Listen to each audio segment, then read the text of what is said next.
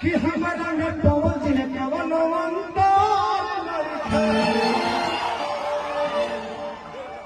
हम दोनों भाई हैं। आप वहां रहिए, मेरे पास रहिए, हम दोनों सर्विस बराबर देंगे।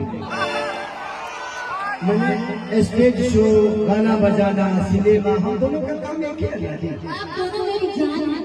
वो धड़कन है कि आप दिल हैं। तू एने घूमो तो मैं सर्विस में जब वो पीछे रहूँ तो पीछे से कोई तहार जवाब नहीं के दिल बोल। हम आदमी बारू तारो को तहार जोड़ा गाओ कि हम हमारा जोड़ा नहीं के हम भी जोड़ बन कि तहार जोड़ा में तो सर जनाना ये जाना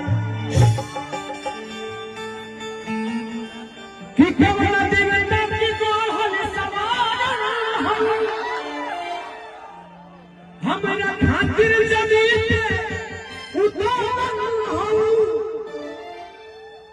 तो हरी अखियां बतैले दीवाना जाना तो बड़ू अनमोल जैसन खजाना बोलो के पर पता जनाना जाना। आप सबको क्या मजा आ रहा है? एक तनी पिए का भाई लो मैं था बोलो के पर पता जनाना जाना। तनी लेबे दे हमरा के माजा लीजिए ना मजा, मैं तो हूँ यहीं पे। आप लीजिए, मैं देने के लिए रेडी हूँ। तू बोला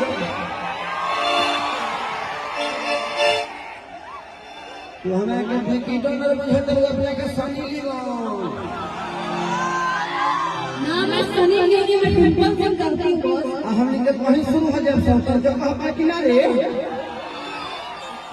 घर दुआर जब बात करे ना उन्हें कोई लगे कौन कौन भाई लोग ना कोई इतना मोबाइल चलाता हमने के इतो को अंग वायरल हो जाए तो दिक्कत हो जाए। कोई अंग वायरल नहीं होना चाहिए। तुम अपना अंग अपने पास रखो, मेरा अंग मेरे पास रहने दो, है ना? फोटो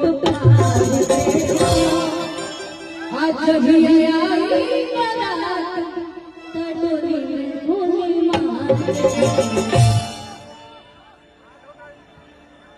कि कहरा चलते सपना के छोड़ दे कि कहरा चलते सपना के छोड़ दे आज ही फुर्सत में मेरा मुंह के तोड़ दे।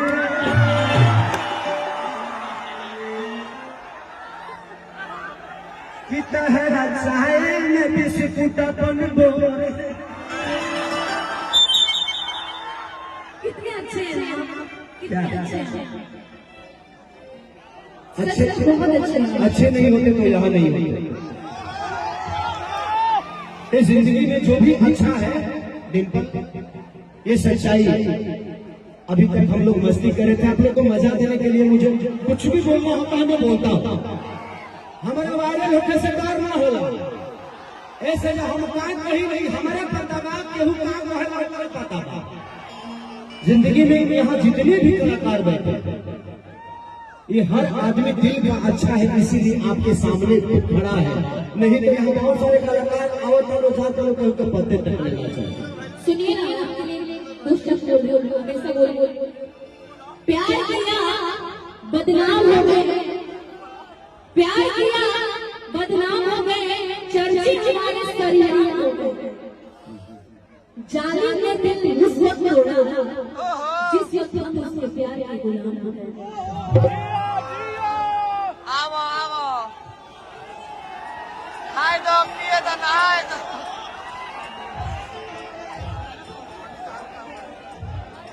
तुम दुनिया के सामने प्यार को सरेआम करते हो। तुम दुनिया के सामने प्यार को सरेआम करते हो। पगली ये बता दो कितने लोगों से प्यार करते हो।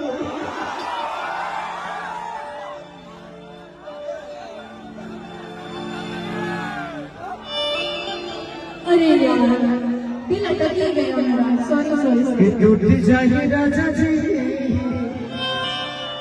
पहला प्यार पहला प्यार तू तो अपन करे चेंज कर दे। हमें पता नहीं था जब तेरा प्यार है तो पीसीओ के फोन होता। सुनिए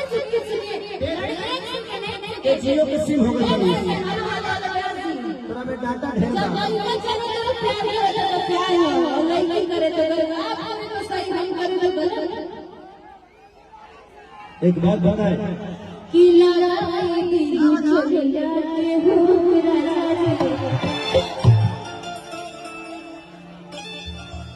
कि चूसना देवरा चूसना देवरा चूसना अब भगवान के लालिया देवरा चूसना। हेलो कैसे सलाह झेल सकी नहीं। हेलो हेलो हेलो हम जहाँ बनी हो जो बहुत बढ़िया बना। जहाँ जिस मंच पे अगर खेसारी भैया हो तो वहाँ मेरी जरूरत क्या है। अच्छा खाना तो और खा जहाँ पे हो वहाँ का जरूर होता है। तो आप अभी इनका वो क्या बोलते हैं अभी जो क्लास चलो तो नहीं फुर्सत मिली तो बात नहीं तो हम तो मिल ले भी होता है भी होता है क्लास। ये आपका मोहब्बत है कि आप मुझे इतना प्यार करते हैं। चलिए डिम्पल जी बहुत अच्छा लगा आप इस जगह पे आई हमारी बहन के शादी में अपने ननद के शादी में।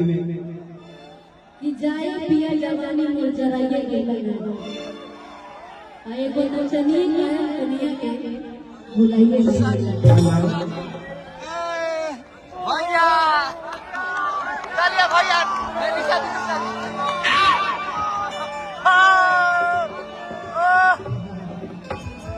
तू निशा हो ना निशा ठीक बात अरे अरे बेटा हमारा बेटा तो कम करिया ले पता नहीं बैठ जाओ ते जितना देखा रहे उतने हमारे मुंह से निमन बार निकली बैठ जाओ। तो ठीक नहीं खेल तो व्हाट्सएप चालू हो जाएगा तब तो फेसबुक पर निमन निमन चीज शेयर करने लग गए। हम इधर आ रहे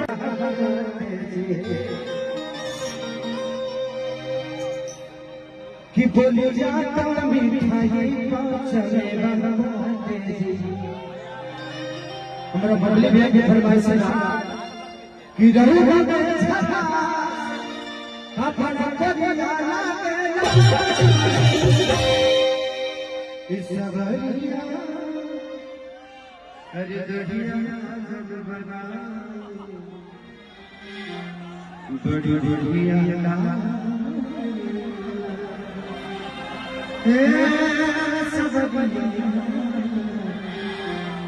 लेकिन इस सपना चौहान जी के साथ बबली भैया के तरफ से बहुत बहुत एक ही बार कर दिया हम नीचे बार बार दे हम ठीक ना लगी रही ठीक ना लगी। हां देखिए पैसा के बारिश हो माने बरखा अरे आई लव यू माने मेरा बबली भैया के तरफ से बहुत पुरस्कार आशीर्वाद बहुत बहुत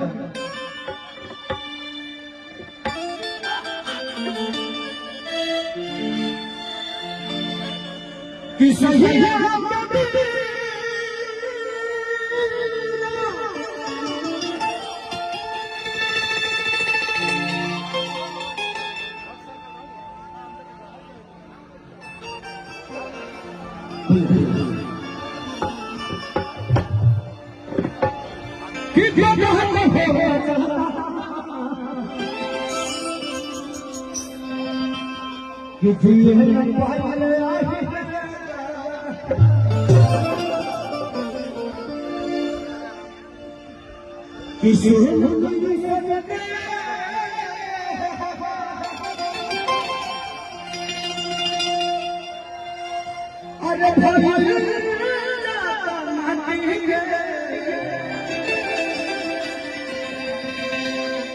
बतिया मुझे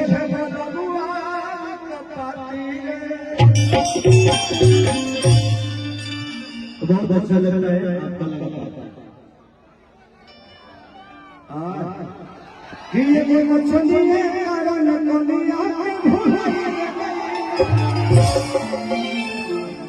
इसके बाद हम आपके साथ एक गाना गाएंगे। चलिए वो खरगोजा वाला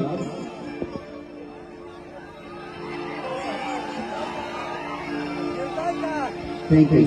आप कुछ कहना चाहिए? I love you. I love you all.